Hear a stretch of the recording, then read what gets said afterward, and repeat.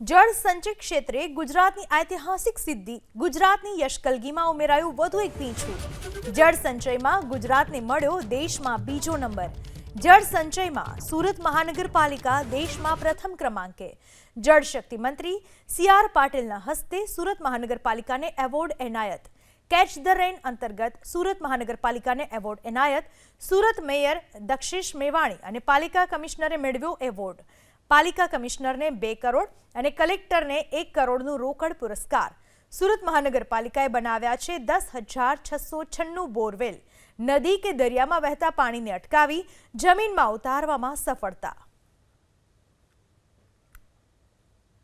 રેન harvesting structure બનાવવામાં સમગ્ર ગુજરાતમાં પ્રથમ ક્રમ અને દેશમાં 6થો ક્રમ આવ્યો છે।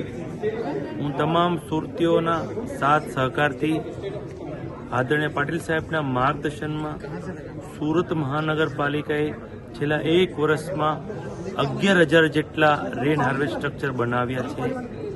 આ પ્રધાનમંત્રીશ્રીના કેચ ધ રેન અભિયાનને સુરત મહાનગરપાલિકાએ એક ઇનિશિયેટિવ લઈને કામ કર્યું છે।